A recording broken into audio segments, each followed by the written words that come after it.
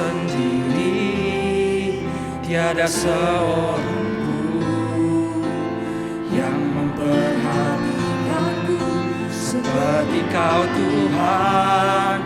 Saat ku berjalan dalam lembah kelam, ku percaya Kau selalu sertaku. Saat ku sendiri, saat ku sendiri, tiada seorang pun yang memperhatikanku seperti Kau Tuhan. Saat ku berjalan dalam lembah gelap, ku percaya Kau selalu sertaku. Tangan kuat yang memegangku, selalu menuntunku. Ku tak mau jalan sendiri. Yesus, ku perlu kasih-Mu, ku perlu kuasa-Mu sampai akhir hidupku. Saudara jemaat sekalian, untuk bangkit berdiri.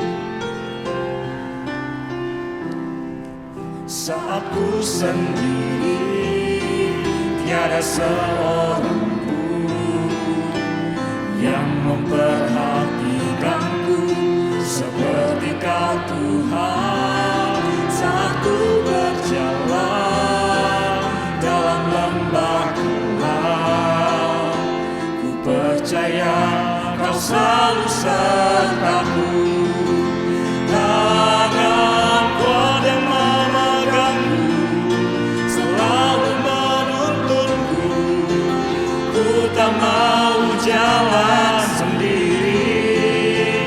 Yesus, ku perlu kasih-Mu, ku perlu kuasa-Mu sampai akhir hidupku. Tangan kuat yang memegangku, selalu menuntunku. Ku tak mau jalan sendiri. Yesus, ku perlu kasih-Mu, ku perlu kuasa-Mu sampai akhir hidupku. Sampai akhir hidupku. Sampai akhir hidupku. Bersama dengan orang percaya di sepanjang abad dan di segala tempat, mari kita mengucapkan pengakuan iman rasuli yang berbunyi demikian. Aku percaya kepada Allah, Bapa yang Maha Kuasa, Hakim langit dan bumi, dan kepada Yesus Kristus, anaknya yang tunggal Tuhan kita, yang dikandung dari Roh Kudus, lahir dari anak darah Maria, yang minta sengsara di bawah pemerintahan Pontius Pilatus, disalibkan, mati dan dikuburkan, turun ke dalam kerajaan maut, pada hari yang ketiga bangkit pula dari antara orang mati, naik ke surga, duduk sebelah kanan Allah, Bapa yang Maha Kuasa, dan dari sana Ia akan datang untuk menghakimi orang yang hidup dan yang mati. Aku percaya kepada Roh Kudus, gereja yang kudus dan am, persekutuan orang kudus, pengampunan dosa, kebangkitan tubuh, dan hidup yang kekal. Amin. Jemaat, silakan duduk kembali.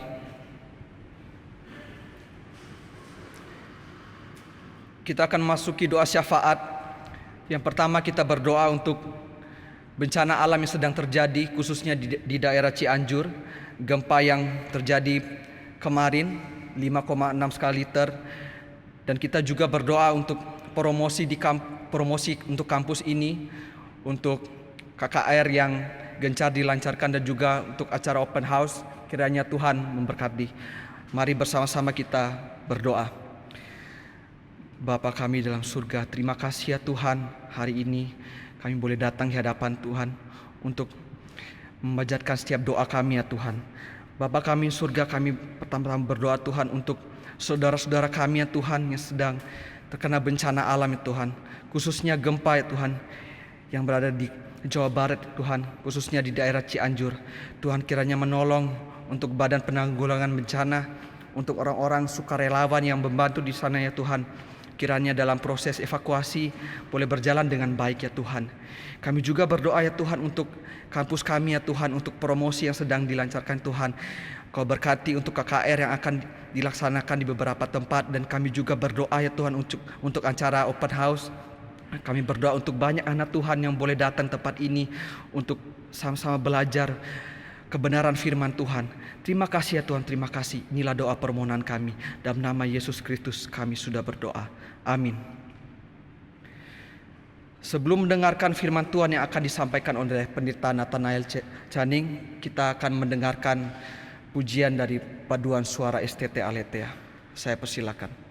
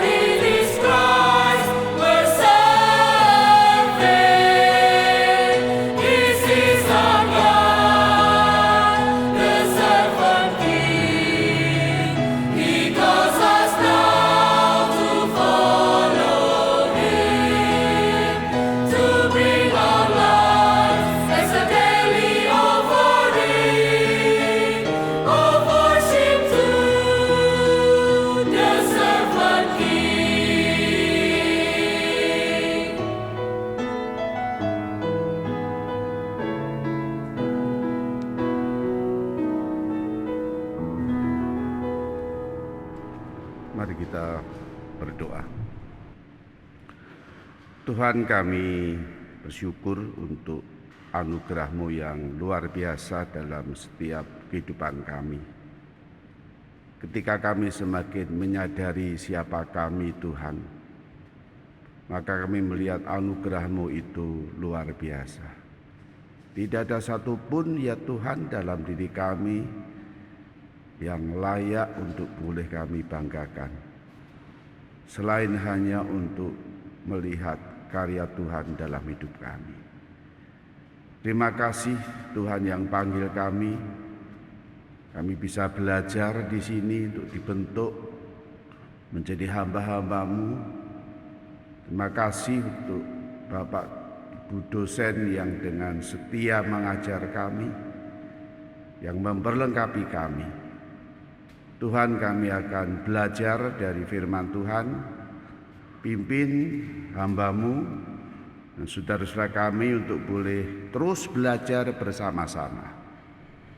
Berfirmanlah ya Tuhan, di dalam nama Tuhan Yesus, firman yang hidup, kami berdoa. Amin. Saudara, mari kita buka firman Tuhan.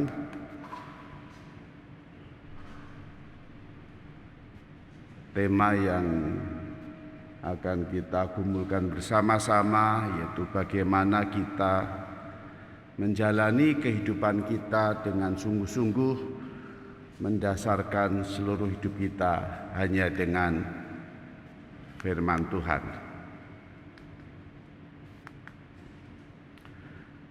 Kisah 9, 17 hingga 19. Demikian firman Tuhan. Lalu pergilah Ananias ke situ dan masuk ke rumah itu.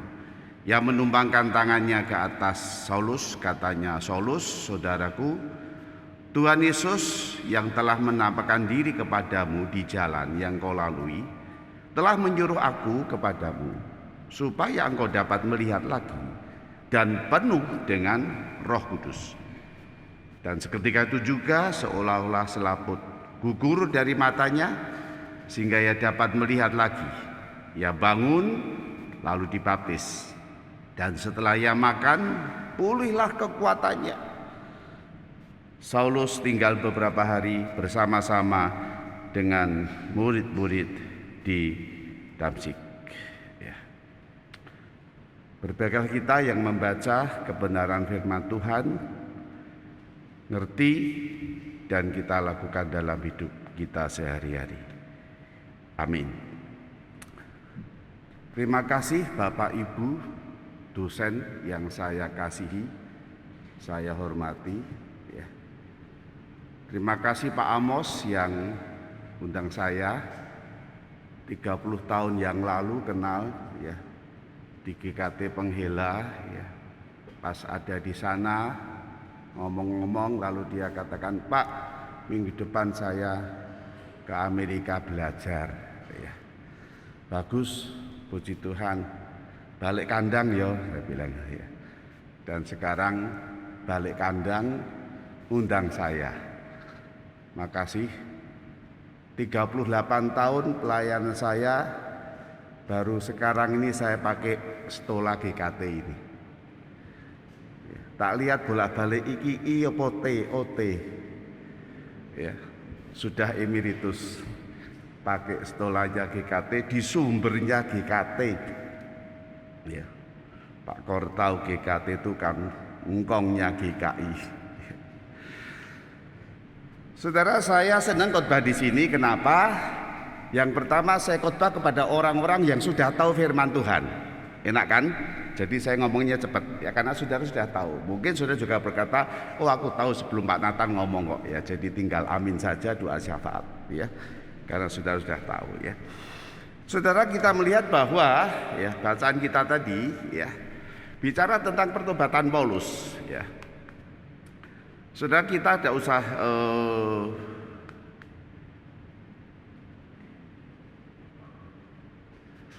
ya pertobatan Paulus ya, kemarahan Saulus yang luar biasa kepada orang-orang Kristen gitu ya. Dan itu menjadi satu awal penganiayaan kekristenan ya. Lalu di dalam perjalanannya ke Damsyik ya, itu jadi awal perubahan Saulus. Ternyata itu dipakai Tuhan luar biasa, sehingga di dalam perjalanan itu Saulus boleh berjumpa ya dengan Tuhan Yesus. Perjumpaan yang luar biasa, ya. Ketika Saulus dalam perjalanan itu mendengar suara, Saulus, Saulus, mengapa engkau menganiaya aku? Dan jawab Saulus, siapakah engkau Tuhan? Katanya, akulah Yesus yang kau aniaya. Yang tentunya sama sekali gak ada dalam konsep Paulus sama sekali kalau itu akan terjadi. Kalau yang dia lakukan itu merupakan penganiayaan kepada Tuhan Yesus, sama sekali tidak ada dalam benaknya apa yang dialami oleh Saulus, ya. Oleh karena itu, saudara, bagaimana Saulus, ya, dapat mengalami seperti itu? Bagaimana Saulus bisa tidak kenal Tuhan Yesus? Bagaimana Saulus bisa tidak tahu firman Tuhan? Dia teolog yang besar, dia teolog yang mempelajari firman Tuhan, tetapi sama sekali tidak bisa mengkonekkan dengan kehadiran Tuhan Yesus ketika Mesias itu sudah datang.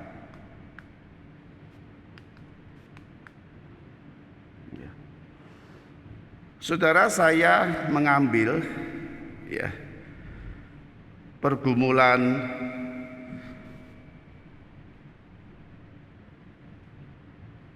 Bapak Gereja Agustinus untuk melihat bagaimana seseorang itu dapat kembali kepada Allah, untuk melihat bagaimana seseorang itu mengenal Allah, dan untuk melihat bagaimana seseorang itu bisa menghidupi bersama dengan Allah. Sudah beberapa teori yang dia ungkapkan, ya. Yang pertama, ya, dia katakan bahwa orang yang bisa kenal Tuhan, ya, kalau memang orang itu mengalami apa yang namanya prevenient grace dari Tuhan. Dia bisa kenal Allah dengan baik. Dia bisa terima Tuhan Yesus dengan benar. Hanya terjadi kalau Allah memberikan anugerah khusus kepada orang itu. Saudara, saya percaya saudara tahu apa itu anugerah umum. Saya gak bahas di sini. Saya tahu juga saudara ngerti apa itu anugerah khusus, apa itu predestinasi, apa itu penetapan Allah, apa itu pilihan Allah. Dan kalau itu tidak terjadi, saudara, tidak mungkin Paulus bisa mengerti siapa Tuhan Yesus. Dan itulah pergumulan Agustinus, saudara, seseorang yang bisa percaya kepada Allah hanya karena Allah memberikan anugerah itu dalam hidupnya. Allah sendiri yang memberikan iman, Allah sendiri yang memberikan percaya, Allah sendiri yang memberikan kebenaran firman-Nya, sehingga seluruh hidupnya setelah menjadi orang yang diselamatkan, maka seluruh hidupnya menjadi orang yang terus-menerus menyenangkan hati Allah. Firman Tuhan itu menjadi bagian di dalam hidupnya. Yang kedua, saudara, ketika orang itu menerima apa yang namanya co-operating grace dari Allah, ternyata ketika Allah memberikan iman, ketika Allah menyelamatkan, ketika dia sudah menjadikan anak-anak Allah, saudara, di sana Allah juga memberikan Roh Kudus-Nya di dalam diri orang itu, orang-orang yang diselamatkan, supaya Roh Kudus yang ada di dalam dirinya itu boleh hidup bersama-sama dengan dia. Dia boleh bertumbuh bersama-sama dengan dia. Dia mengerti firman Tuhan yang dia kenal dengan baik. Dia bisa melakukan firman Tuhan dengan real dalam kehidupannya kalau Allah memberikan Roh Kudus dalam hidupnya. Saudara, Luther mengatakan ketika seseorang diselamatkan itu justru di dalam keadaan berdosa, seperti yang diungkapkan Paulus dalam kitab Roma. Justru pada saat berdosa, disitulah Tuhan menyelamatkan. Pada saat berdosa, disitulah Roh Kudus diberikan. Dan disinilah di dalam diri orang percaya, ada di dalam hidup lama dan bersama dengan Roh Kudus, ada di dalam kedagingan dan bersama dengan Roh Kudus. Maka Paulus tidak henti-hentinya menyatakan, hendaklah engkau menang, hendaklah engkau matikan hidup lamamu, hendaklah engkau matikan kedaginganmu, hendaklah hidupmu dipimpin oleh Roh. Bisa demikian bagaimana? Kalau Roh Kudus yang di dalam diri kita mau cooperating atau tidak, Allah memberikan grace, anugerah bekerja sama dengan Roh Kudus. Saudara, mintalah dalam diri saudara dan saya untuk jadi orang-orang yang dipenuhi Roh Kudus.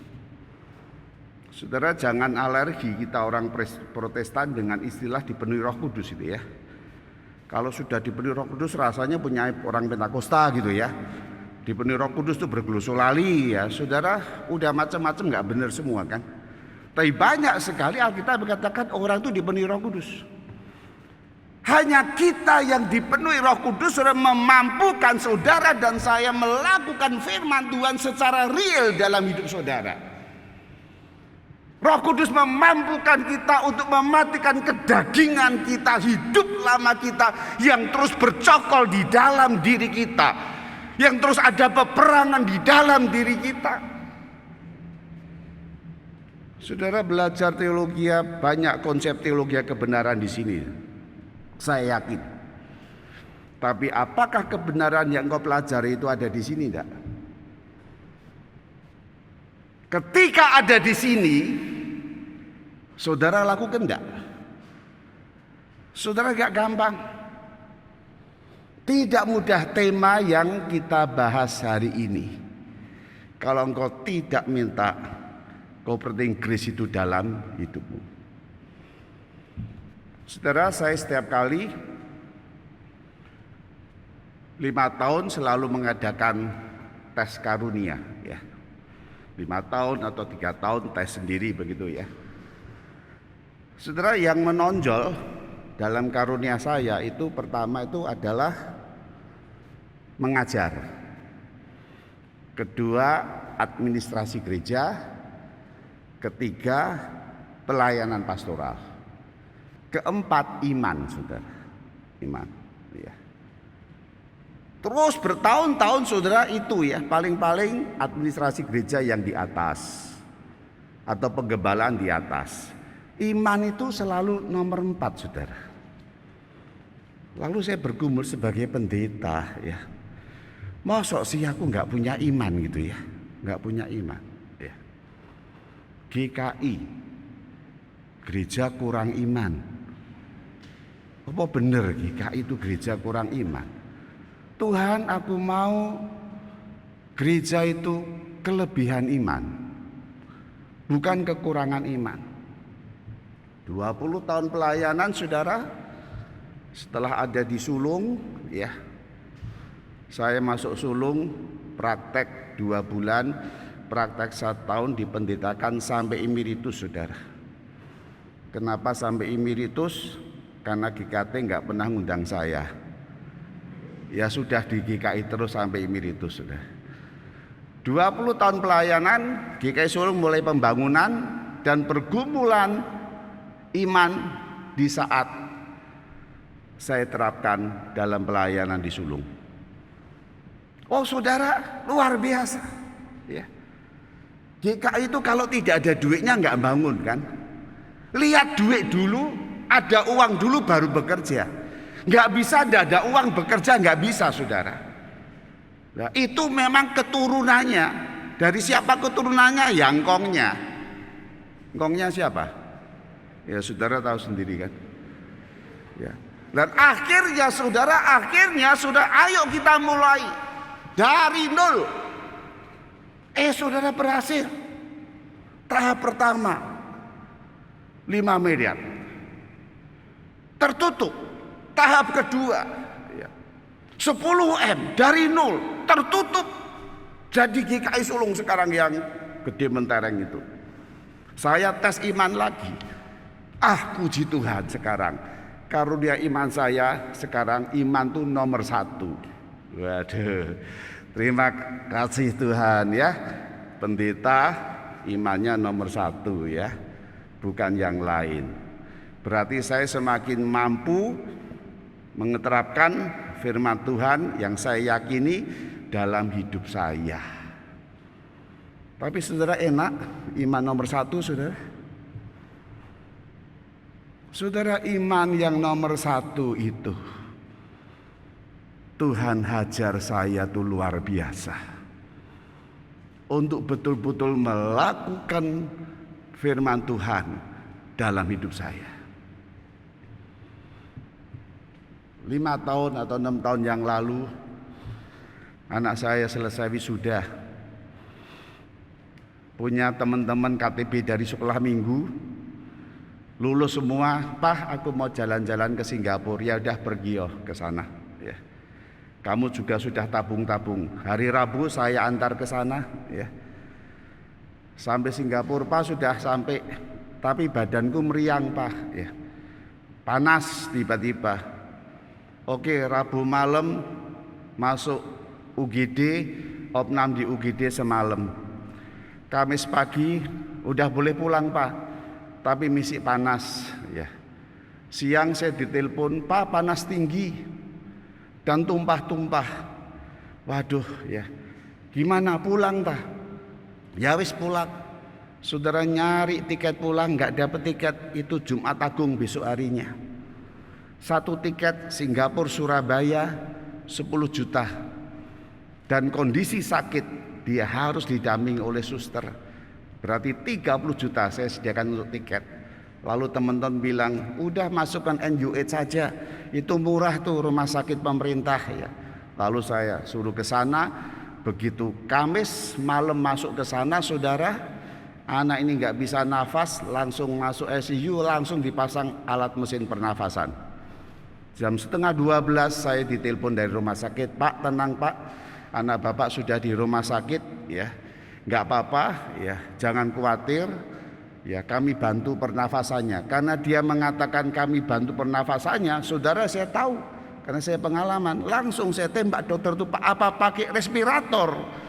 Ya, kami pasang respirator karena anak ini sudah tidak bisa nafas. Wah, saya langsung down-nya luar biasa, saudara. Di kasur itu saya hanya menjerit dan berlutut dan menangis dengan istri saya dan anak-anak saya. Besok saya harus khotbah Jumat Agung. Dan saya katakan, Tuhan, saya khotbah dulu. Saya tidak akan mengurusi anak saya. Saya percaya anak saya sudah di rumah sakit, sudah dilindungi Tuhan. Dalam kebaktian Jumat Agung, saya minta doakan anak saya tiba-tiba demikian. Dan habis kebaktian kedua, saya akan pergi ke Singapura. Gak usah mikir, saya bilang sama majelis, saya tidak akan minta anggaran dari gereja. Tenang saja, saya pergi, ya doakan saja. Kenapa, saudara?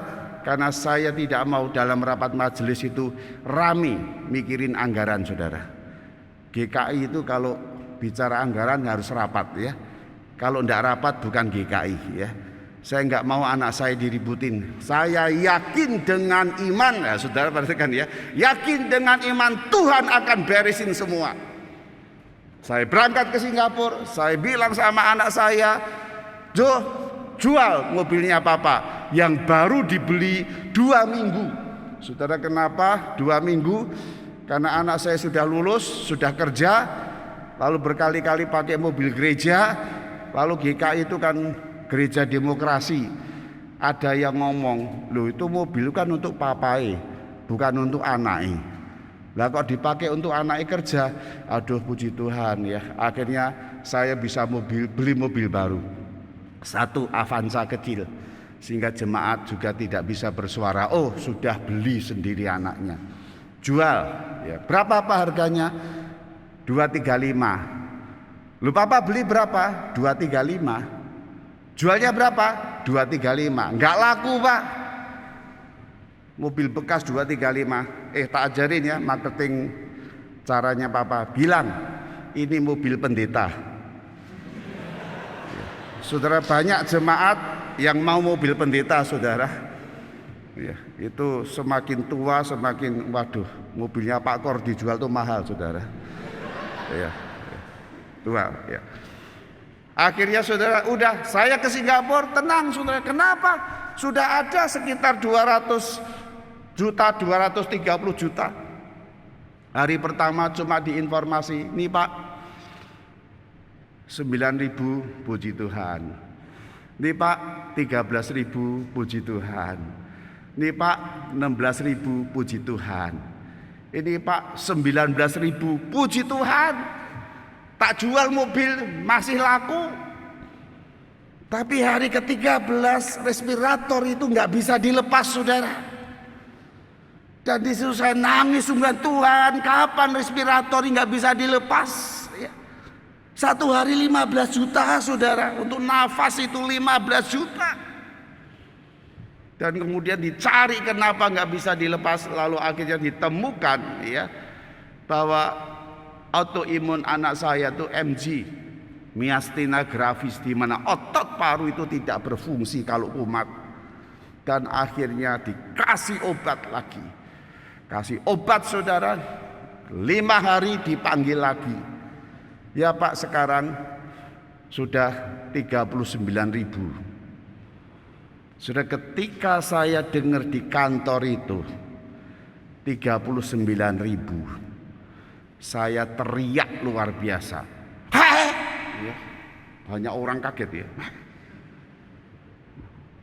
Udah keluar. Nggak mungkin salah, rumah sakit ini benar. Padahal sebelumnya ketika naik, istri saya itu sudah nangis terus. Saya bilang, ngapain lu nangis? Nggak usah nangis. Saya lihat matanya merah. Aku tidak mau masuk kantor dengan mata merah. Ayo putihkan dulu, saudara.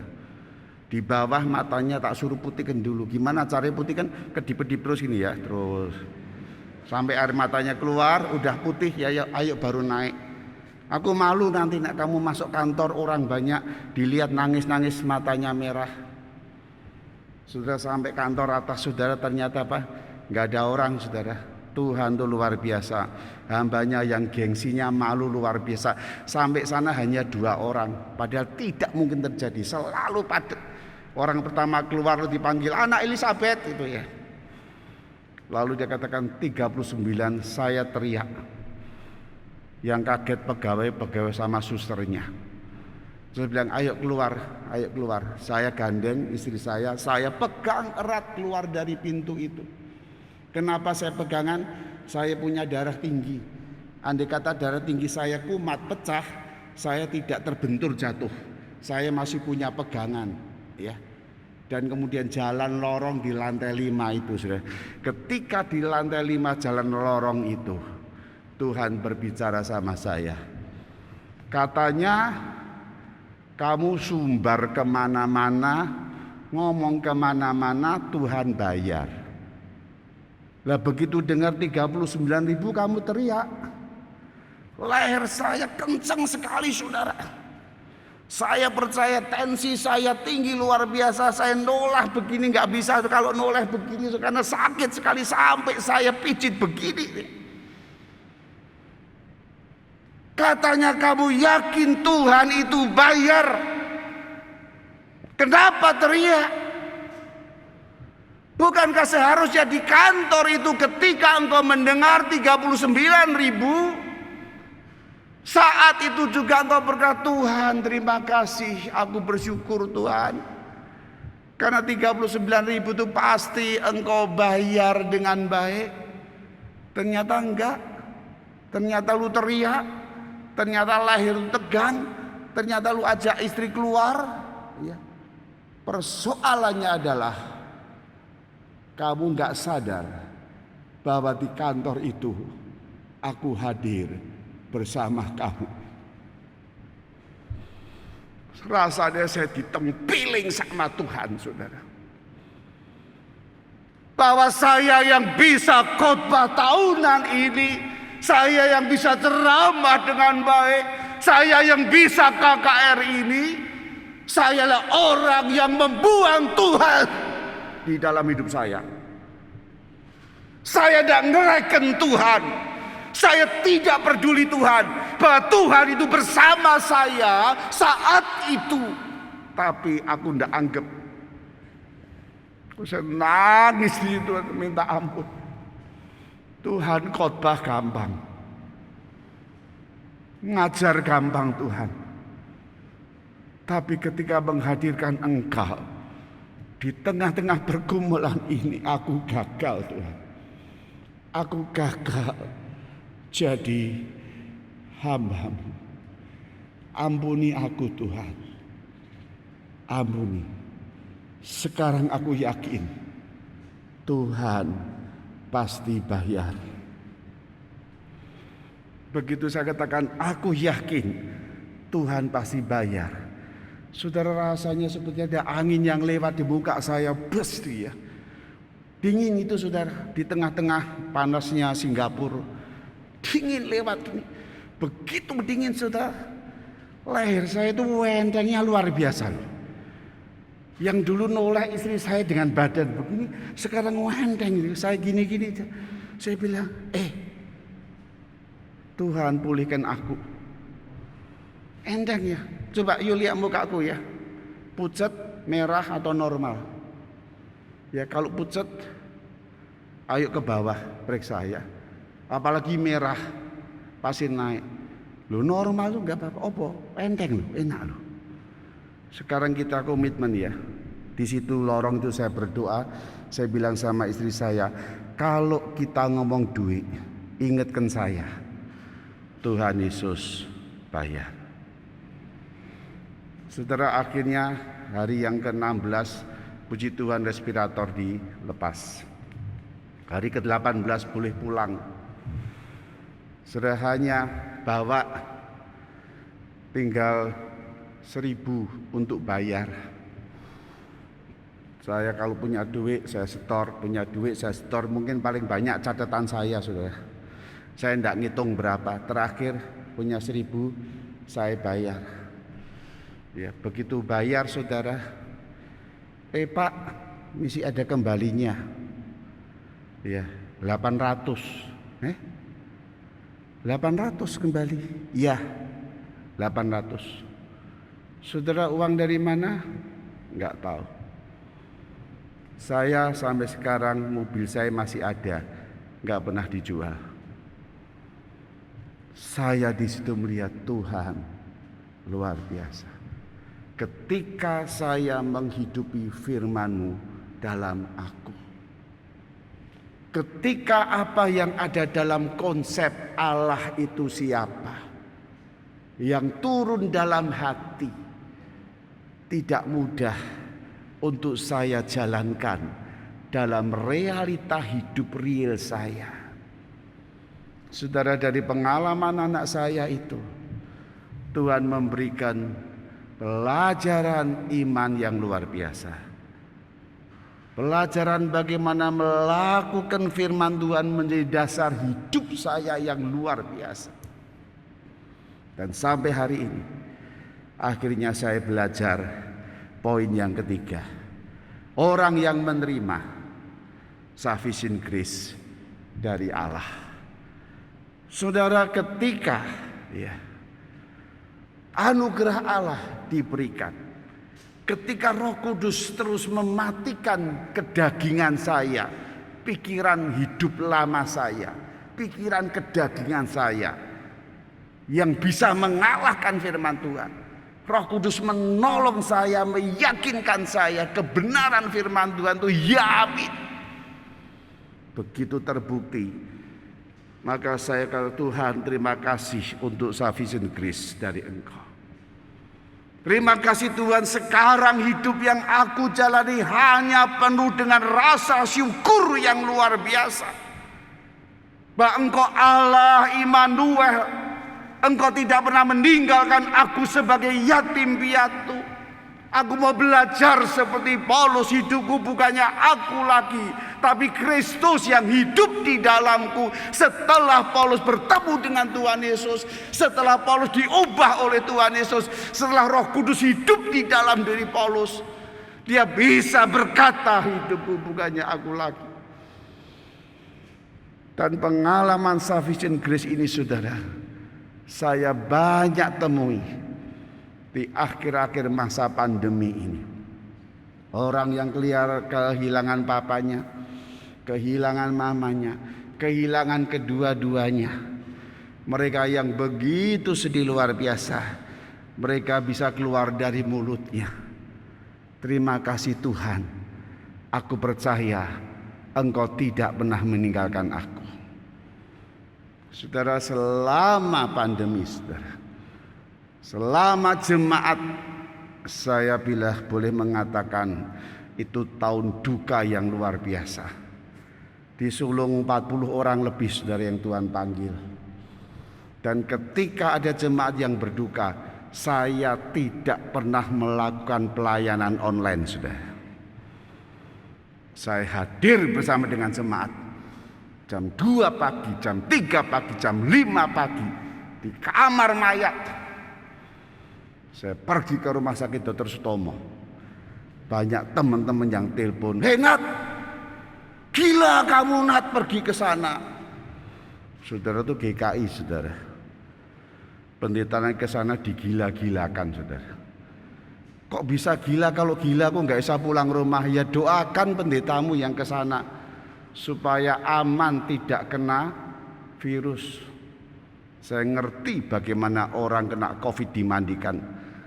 Saya ngalami bagaimana orang kena COVID dikuburkan luar biasa. Saya selalu hadir. Dan bukan saja hadir, keluarga yang berduka cita. Sufficient grace itu dianugerahkan mereka luar biasa. Karena bagi saya sudah tidak ada kata-kata lagi untuk menghibur mereka. Dan mereka justru yang berkata, terima kasih aku punya Tuhan Yesus. Terima kasih Tuhan tidak pernah meninggalkan aku. Saudara, apakah firman Allah itu sudah menjadi kenyataan dalam hidup saudara? Apakah firman Allah itu sudah menjadi satu-satunya dasar hidup saudara? Sehingga prevenient grace, cooperating grace, sufficient grace itu menjadi pengalaman yang nyata. Ya, kalau belum, maka saudara belum mendasarkan hidup saudara hanya pada firman Allah. Mintalah, Tuhan penuhi aku dengan Roh Kudus-Mu. Mintalah anugerah, aku boleh merasa cukup atas kasih karunia-Mu. Dan Tuhan akan memakai saudara. Amin. Saya minta pendeta Amos untuk berdoa.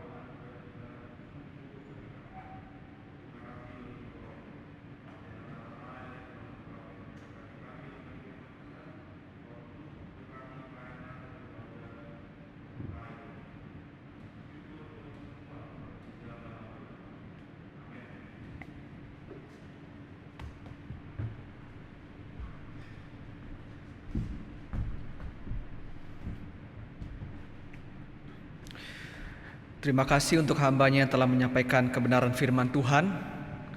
Kita akan melihat laporan persembahan yang akan ditampilkan di layar LCD.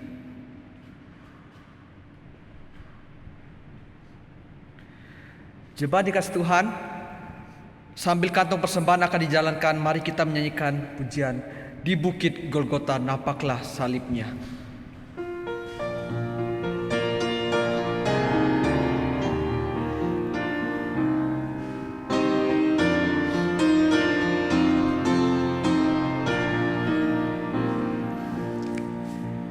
Di Bukit Golgota nampaklah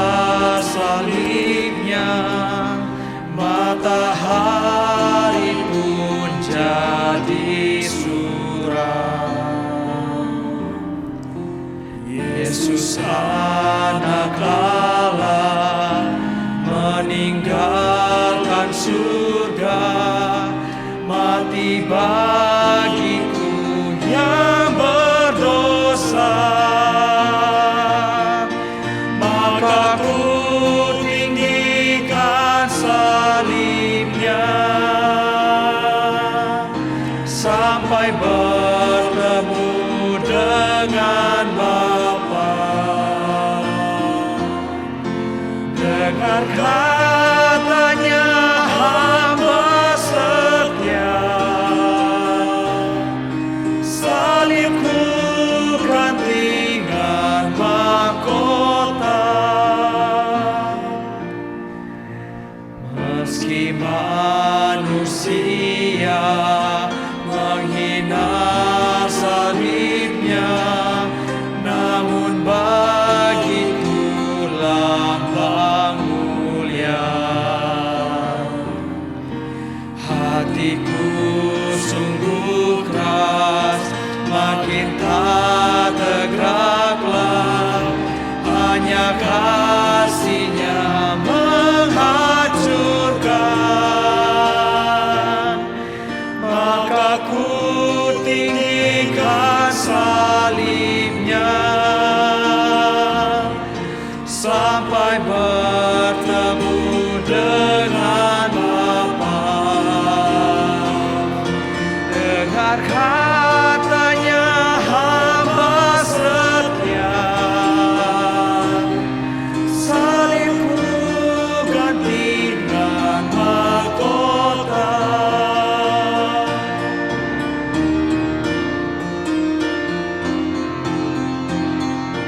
Kita nyanyikan bait yang ketiga. Salib di Golgota sudah tidak ada, namun kuasa-Nya tetap ada.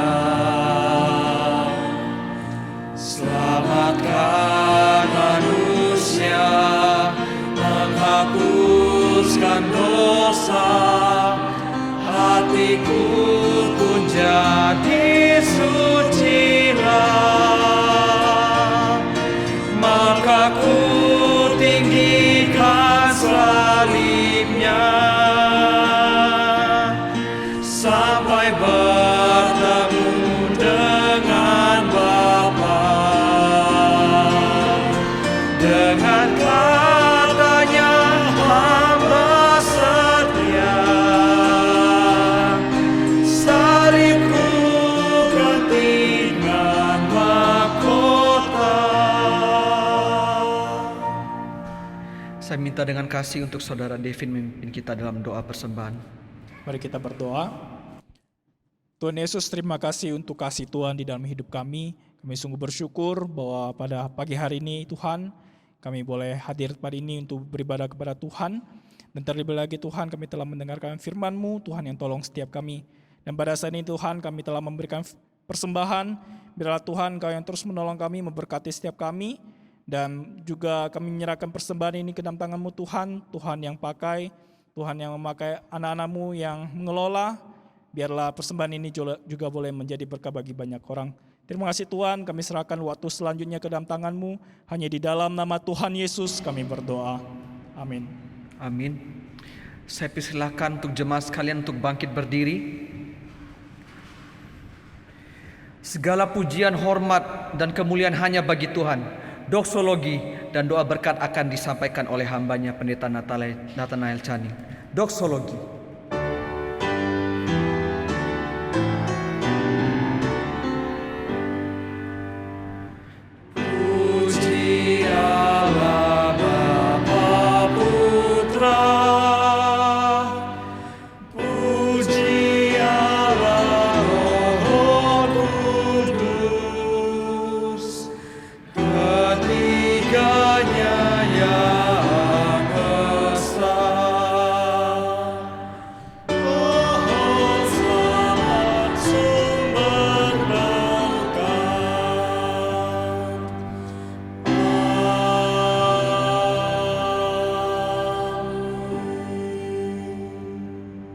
Kembalilah, belajarlah, biarlah firman Tuhan yang saudara tahu terus merubah hatimu dan kau nyatakan dalam realita hidupmu setiap saat.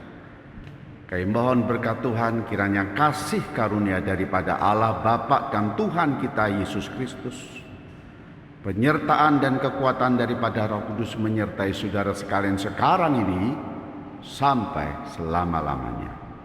Amin.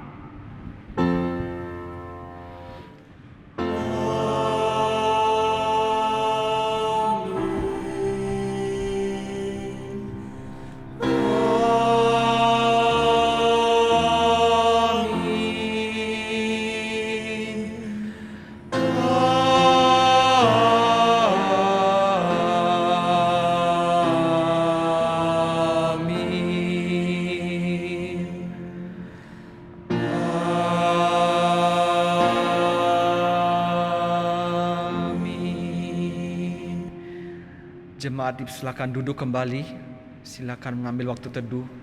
Ibadah selesai, Tuhan Yesus memberkati.